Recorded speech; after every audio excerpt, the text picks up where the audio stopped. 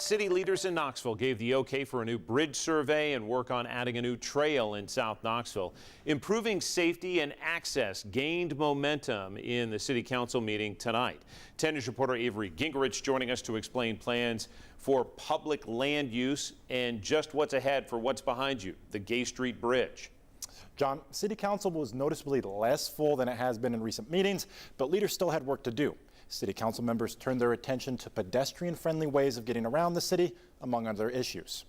First, Council gave the okay to apply for a $1 million federal grant to study the best option ahead for the Gay Street Bridge. The grant calls for the city to chip into part of the cost. That'd be around $200,000, with $800,000 coming from the feds. The mayor says it will help outline what it would take to repair the bridge or completely replace it. The historic span carried 7,000 cars and trucks a day before closing more than a year ago. After a short-term fix, it is set to reopen only to walkers and cyclists by the end of the year. Maybe that interim is, 10 years, but we want to get what we can open now and then also consider the costs of a full replacement. Again, council approved the bridge study tonight. I want to heap praise on Carol and the team and Mr. Clausen.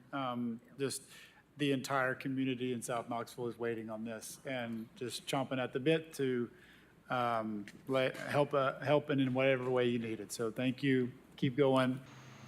Rail the Trail project also won approval from council. The almost 4-mile section of old railway tracks sits on the south side of town. Supporters of a plan to turn it into a walkable and bikeable space view it as a key link in the urban wilderness. Neighbors are suing the federal government to win payment for using part of their property for the trail based on land use laws dating all the way back to the 1800s. At the moment, that lawsuit isn't expected to derail this trail project. And on a final note, critics spoke out against a plan to add new limits to public comments at council.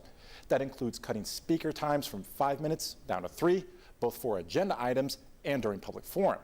Council would cap the forum at 30 minutes and limit speakers to 3 items per meeting. Council will continue to consider this issue in the weeks to come. John. Avery Gingrich with the latest tonight.